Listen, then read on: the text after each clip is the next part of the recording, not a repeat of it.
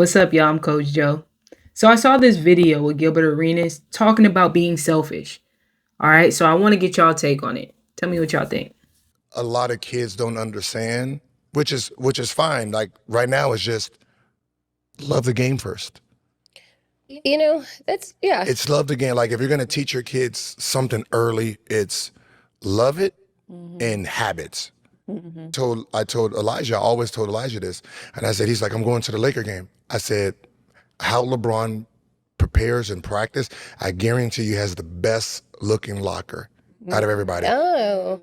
And is they're all teaming up, which means during the developmental stage of your selfishness, of you being who you are, they're learning to be role players to each other.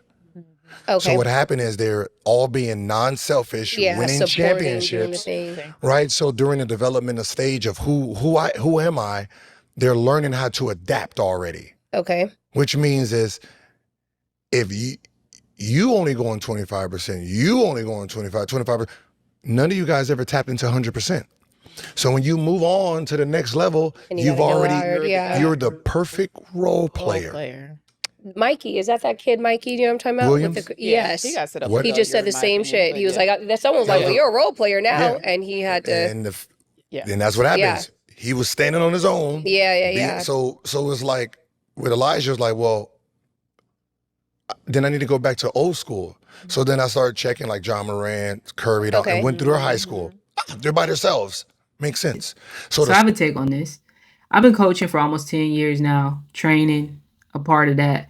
And I have my own kids that I want to play basketball. So if I was to develop a plan for them, I would want to do it the right way. So let's start with the selfishness. You absolutely need to be selfish as a player. There is a balance that goes along with it, though. The selfishness has to come in to learn what you're capable of. If you don't ever get to see what you're capable of and you're automatically turned into a role player, you will always forever be a role player. Right? But there's players that break out of that. Okay? There's players that, they start off meek, they start off timid, they start off not really knowing their own capabilities, right? And even if they do, they don't really believe in it like that. It's a little shaky, right? I've seen these kids. I work with these kids. I used to be that kid, right? Which is why I feel so strongly about it. But if it was my daughter, right now I have a little baby girl. I plan for her to play basketball. All right. Don't mean it's gonna happen, but I plan for her to play basketball. All right. There is going to be a plan set in place if that's what she wants to do. For any sport, really, it will probably, you might have to tweak it a little bit, but it'll be a plan for her to do with whatever sport she chooses. If I was to train her, get her ready to do the plan, okay, I want to bring out that selfishness. Okay, I want her to know that, because the thing is, you are the first option. Like when it comes to actually playing basketball and actually having experience in basketball, you have to know that you are the first option. If you don't score, right? If you're not willing to go score, you don't have to be guarded. That's like the first thing you learn in basketball, honestly. If you don't do anything, you're just standing out there like a statue. I don't have to guard you. And if you don't have to guard them, then I get to double team somebody else because you're not aggressive. And parents are always wondering, like, how do I get my kid more aggressive? How do I get my kid more aggressive? You have to give them a little bit of that selfishness. If you ever been to a little kid basketball game, it's hilarious. Because there's always one or two kids on the team that is shooting every shot. And then there's a kid standing there like, hey, I'm open. Hey, I'm open. I've been to these games, right? And it's like, parents don't like it. And listen to me for a second. I understand that I'm going somewhere with this, and I know that y'all feeling some type of way right now, but parents don't like it because their kids don't get the ball. And the whole point of putting them in the sport was to learn how to play a team sport. I got you, right? And then parents with an agenda for their kids to get better within the sport so that they know their own capabilities, right? They're just not on the same page as you, like as far as teamwork goes. And some kids just do their own thing. Like for real, sometimes it's not the parents that are involved. Some kids just go out there and say, I'm gonna get my bucket. And that's just what it is. Their parents could tell them every single time, hey, pass the ball, and they just don't, right? But the point of what I'm saying is the parents with the agenda to get their kid better is probably not going to keep their kid on that team for that long. I personally would be that parent, right? I'm trying to get my kid better to go to a better team, right? Because if they end up passing the ball, and my kid is 7 in this scenario, right? I feel like 7 is a good enough age. They're not too little and they're not, too grown, right? So I'm of course going to teach my kid how to pass the ball. Like I'm the parent, because I'm a coach too. Like I understand it. Pass the ball. Pass the ball. They're open, pass the ball, right? But also be aggressive when it's your time to score. I need them to understand that. And it might take a little while for that kid to understand that. If the kid is just a ball hog and they're getting double teamed and they still don't pass the ball, yeah, that's something we're going to have to talk about, because absolutely not, right? But it's situational. So if it's a situation where it's a one-on-one situation and they're dribbling down the lane, and yes, little Billy was open, but I have the opportunity to score the basketball, I'm not mad at that, right? That's what I want to see from my kid, right? And I need you to, and then I'm going to start pointing out the situations, right?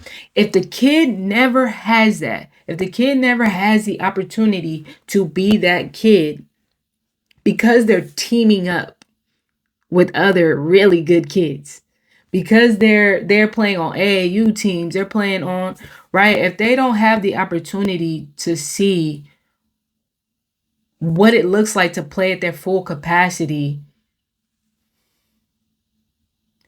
they won't ever get to see what it looks like. And some coaches dumb players down. And I hate to say it, but it's not even some, it's a lot of coaches that dumb players skill set down. And it's so horrible to watch, because it's like, yo, you do understand that that player is a lot better than you give them credit for.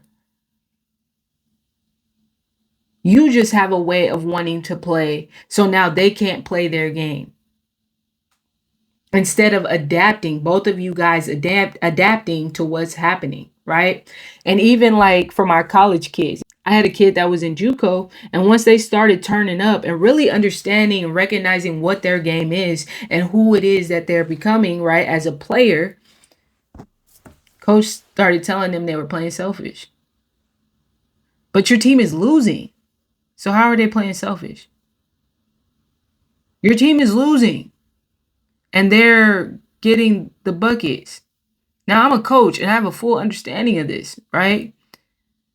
If your team is losing and the person scoring more, who wasn't scoring more, is now scoring more, right?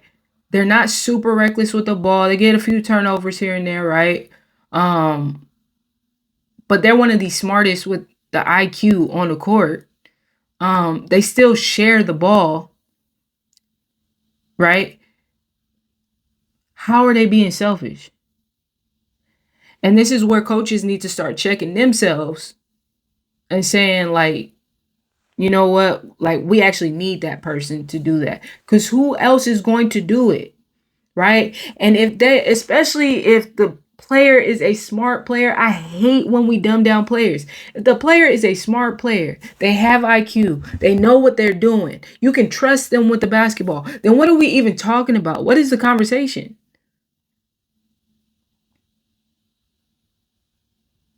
If it's a kid that has no idea what they're doing, they are turnover central, right? And or if you're telling that selfish kid, right, that's smart with the basketball, you're telling them to pass it to kids that are turnover central. What are we doing? Right? And that's where coaches got to be better, right? But players and parents have to understand that there is a balance that happens. All right. And once they learn a certain thing, then we have to balance that out.